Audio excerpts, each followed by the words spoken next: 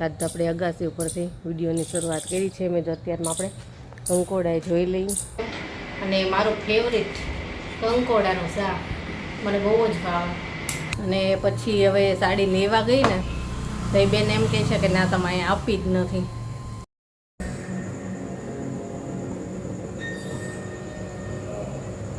સુગંધ કેવી આવે છે? મોટા છે પૂરા। કેવો બનો?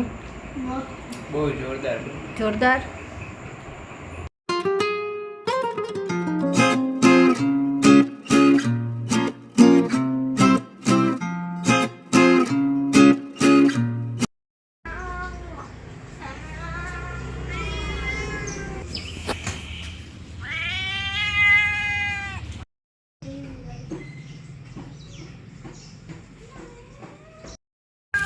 તૈયાર થઈ ગયા છે। આમાં મટકી લઈ લીધી, મટકી ડેકોરેશન છે। આજે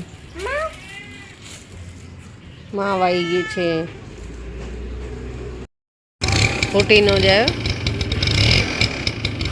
ચલો bye, best of luck Kevin, best of લક।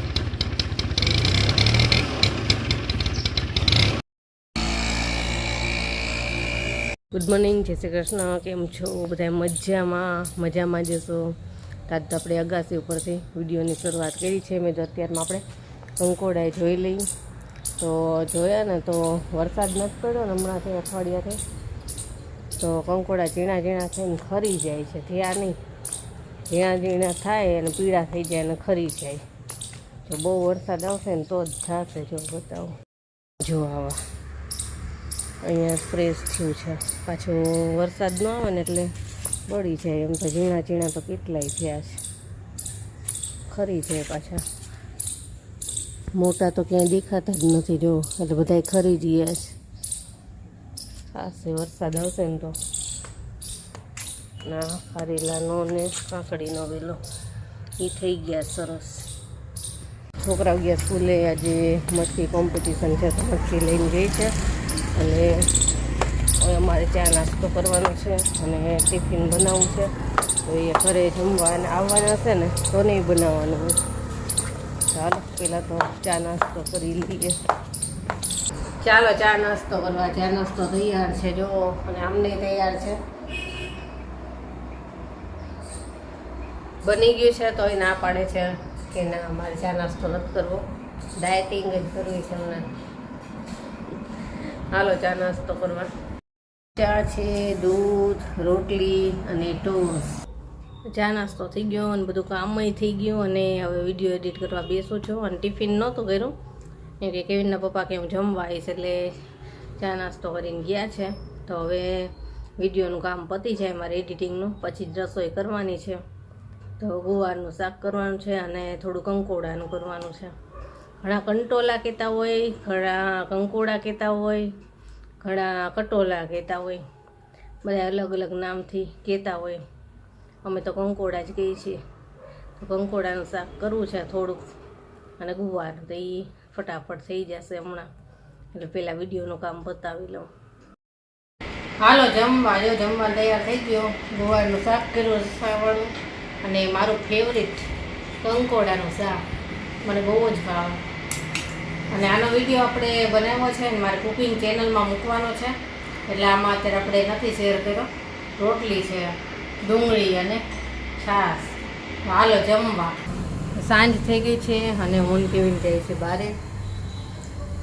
મેં છે ને થોડાક દિવસ પહેલાં એક સાડી ફૂલ છેડામાં આપી હતી।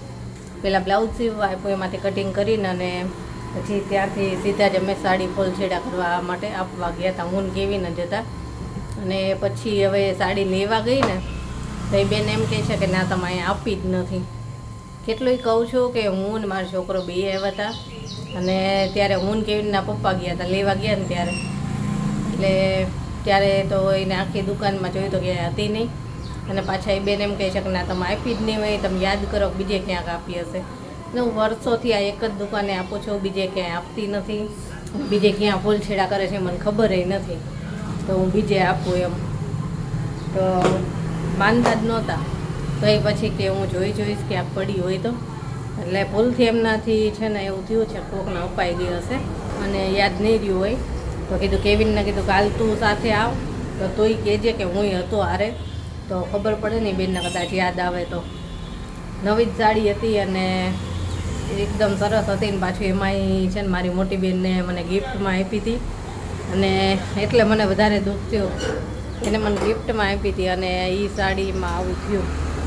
તો જોઈએ હાલો હવે અત્યારે શું કહે છે, પરિવાર જાય છે કેવિનને સાથે લઈ જાઉં છું તો હાલો જાય પછી શું કહે છે આવીને કહીશ. તો ફૂલછેડાની સાડીનું આપી હતી ત્યાં જઈને આવ્યા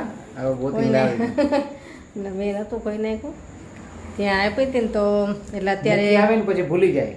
હવે બોલવા તો દો, 15 દિવસે જાય પછી દુકાન વાળો ભૂલી ગયો. બોલવા તો દો. એટલે બેન કંઈક એમનાથી ભૂલ થઈ હતી. એમને સાડીનો મેચિંગ ફોલ લેવા માટે ક્યાંક દુકાને ગયા હશે સાડી લઈને અને સાડી ત્યાં મૂકીને આવતા રહ્યા હતા અને એમને યાદ જ નહોતું રહ્યું. પછી આ તો મેં કીધું ને એટલે તપાસ કરી હશે તો ફોન કર્યો હશે દુકાનવાળા ભાઈને તો કે આ સાડી અહીંયા જ પડી છે. તો અત્યારે ગઈ હતી તો કે હજી હું લેવાઈ નથી ગઈ ત્યાં તો કે લઈ આવીશ ને એટલે તમને ફોન કરીશ ને લઈ જાજો. એટલે સાડી ત્યાં જ હતી. એટલે બેનને કીધું તમે એમ કહેતા હતા કે અહીંયા આપી જ ન હોય અને તમે ભૂલી ગયા હશો તો કે મારે કે ભૂલ થઈ ગઈ કે હું ભૂલી ગઈ હતી એટલે તો કાંઈ વાંધો નહીં અને ફોન કરશે એટલે લઈ આવીશ. એટલે આવું થયું. બેનને મગજમાંથી નીકળી ગયું તો કામને સાડી આપી ગયા છે અને પાછા બીજી દુકાને ભૂલીને આવ્યા હતા. તો હાલો હવે જમવાનું બનાવવું છે. તો જમવાનું તો અત્યારે છે ને આવીને 4-5 રોટલી બનાવી અને હવે હોટડોગના બન લાવી હતી ને તો એમાં ખાલી ડુંગળી, ટમેટાં અને કેપ્સિકમ 3 વસ્તુ કટિંગ કરીને એમાં બધા સોસ મિક્સ કરી કેવીને ધ્યાનથી સાંભળે છે કે શું બનાવવાની છે. મજા આવી એને સાંભળીને એટલે બોલું છું ને બોલવા તો નહીં. બધાય સોસ અને થોડુંક ચીઝ, થોડુંક મેયોનીઝ એ બધું થોડુંક મિક્સ કરશું પીઝા સોસ ને એવું અને એમાં નાખી અને થોડાક ગરમ કરશું એવું બનાવવાનું છે. એ બનાવી નાખો ફટાફટ હાલો.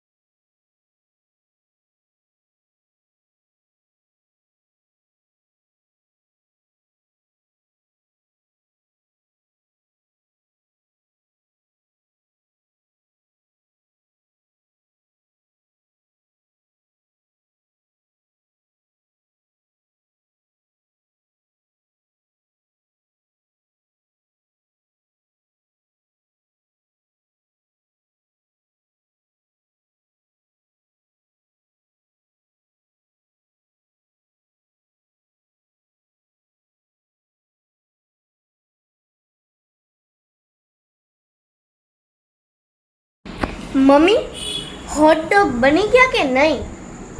ચાલો તૈયાર જો કેવા બના मस्त સુગંધ કેવી આવે છે મોટા છે બરા આ તો ખાય કે સાખો ખાય તો એક મોઢામાં જવાના ચાન્સીસ ઓછા છે. ટુકડા કરવા પડશે એટલા મોટા છે. હાલો જમવા હોટડોગ ખાવા. કેવો બન્યો? બહુ જોરદાર. જોરદાર. કેકમાં પેટ ભરાઈ જાય એવડો મોટો છે. તમે ચાખો કે નહીં? મારા નથી ખાવ, મારે ડાયટિંગ છે. એવું છે એટલે આ ટુકડા કરો છો? તો હું આટલો જ ખાઈશ. એમના છે ને ટુકડા કરી નાખશે જો ઝીણા એમને ગમે ભાવ તે જોડીને ખાય. ગમે તે વસ્તુ હોય ને એનો ભાવ જ જોડી નાખે પીઝાનો ભાવ જોડી નાખે હું કેમ ખાઈશ આનો ભાવ જોડી નાખશે ટુકડા કરી નાખ